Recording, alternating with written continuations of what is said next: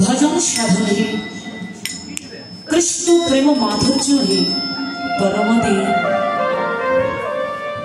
श्रीमती चंदना हालदार एवं आमार এই ক্ষুদ্র সম্প্রদায়ের পক্ষ থেকে রইল সভাকার রাতুল রঙের চরণ কমলে শত সহস্র অনন্ত অনন্ত কোটি প্রণাম। কৃপা করে সকলে একটু নিজ গুণে গ্রহণ করবেন।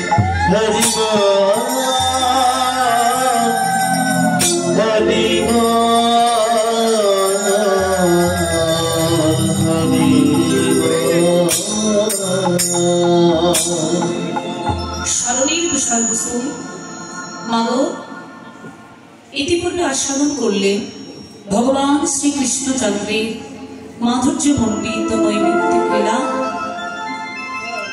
लीला कीर्तन के दुटी भागे विभक्त करा है।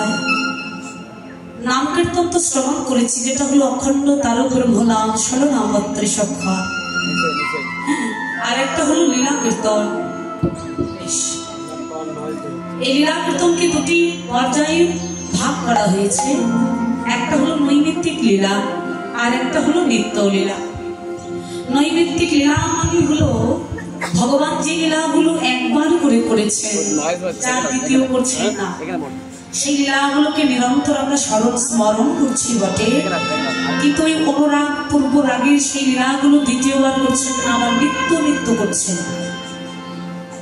এগুলো হলো নৈমিত্তিক লীলা। আজকে দিবারাত্র সেগুলো শ্রবণ করবে। আর স্মরণের বিষয়বস্তু মা ইতিপূর্বে আস্বাদন করেছেন ভগবানের প্রতি ভক্তের পূর্বরা, মানে ভক্ত হলেন রাধারানী আর কৃষ্ণচন্দ্র তিনি জগৎপতি ভগবান। এই ভগবানের প্রতি ভক্তের আক্ষেপ ছিল, পূর্ব রাগ ছিল। এইবার যা শ্রবণ করবেন এটা হলো ভক্তের প্রতি ভগবানের পূর্ব রাগ। কি গো, ভক্ত শুধু ভগবানের প্রতি ভাবনা করে বা ভগবানের প্রতি ভক্তই শুধু চিন্তা করে কি ভগবানকে ভক্তি চিন্তা করে না? করে। আর এটাই হলো তার বাস্তব উদাহরণ। লীলার কথাটা হলো পূর্বরা। পূর্বরা কাহাকে বলে? মহাজন তত্ত্ব দেবে মিলনের পূর্বে রাধা গোবিন্দে দর্শন জাত শ্রবণ জাত যে অনুরাগ বা যে রতির উদয়, এটাই হলো পূর্ব রাগ। একটু ভাঙিয়ে বলি মা, মায়েদেরকে একটু একটু বিস্তারিত করে বলি, বুঝতে সুবিধা হবে। ধরুন আগেকার দিনে বিবাহ হতো যোগাযোগকারী মানে ঘটক মশাইয়ের মাধ্যমে, এখনো হয় না। এখন ঘটক মহাশয় পাত্রের পক্ষ থেকে খোঁজ নিয়ে এসেছেন পাত্রীপক্ষের গৃহে। কথাটা ভালো করে বুঝলেন।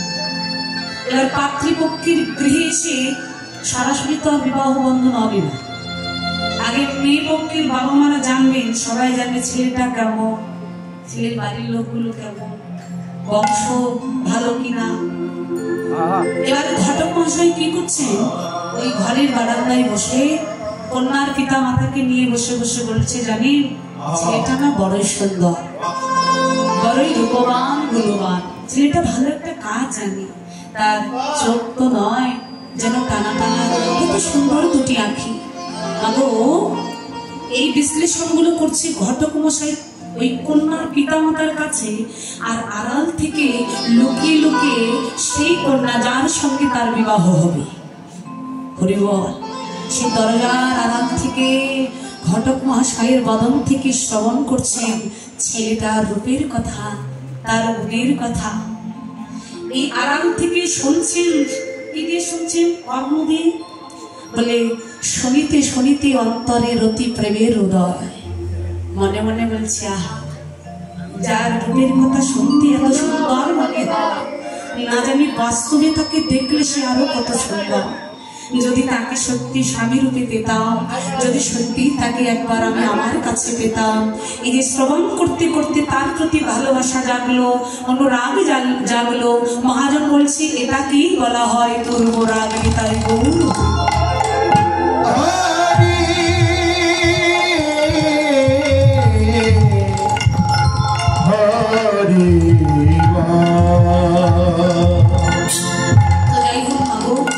লীলার বিষয়বস্তু লীলার ভেতরে প্রবেশ করে সাধন করবার চেষ্টা করব। লীলা পরিবেশনী অসংখ্য ভুল ত্রুটি রসবিচ্যুতি হয়ে যেতে পারে। সকলের চরণ ধরে নিবেদন, আমার সকল ভুল ত্রুটি অপরাধ মার্জনা করবেন, একটুখানি আশীর্বাদ করবেন।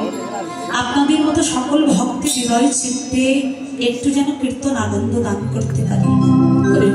সবাই তুলুন ধ্বনি, জয় ধ্বনিতে চলুন, জয় না বাবা।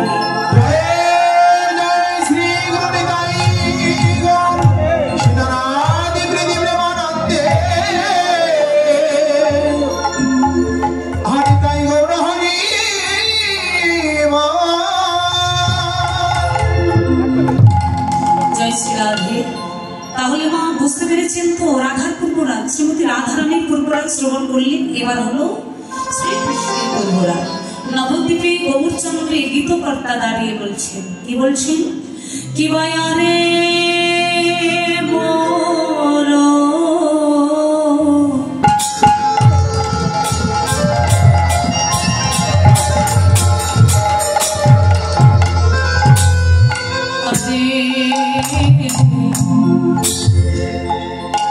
আরে মোর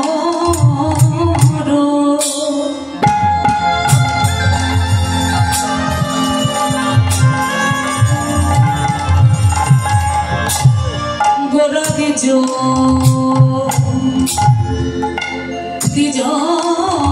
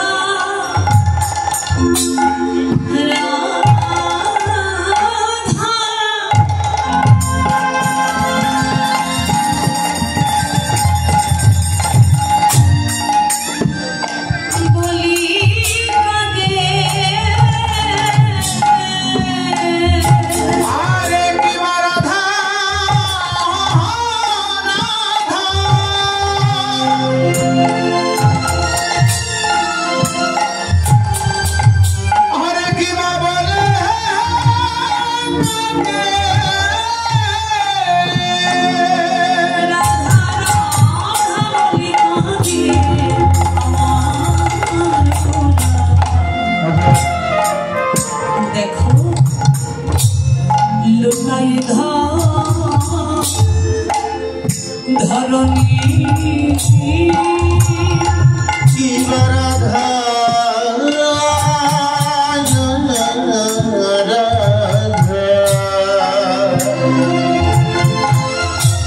আহা বলে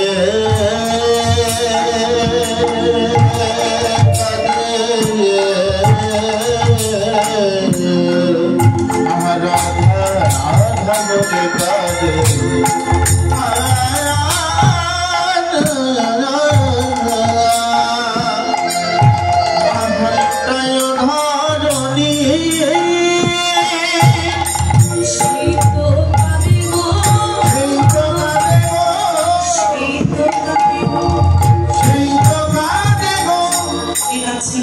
একটু ভালো করে হৃদয় অনুভব করো। যাহার লাগি জগৎ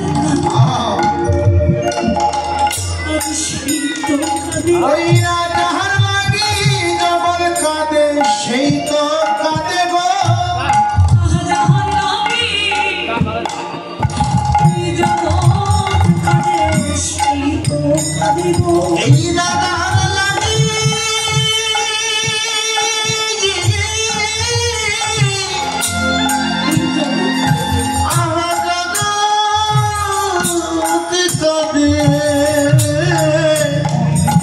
আমার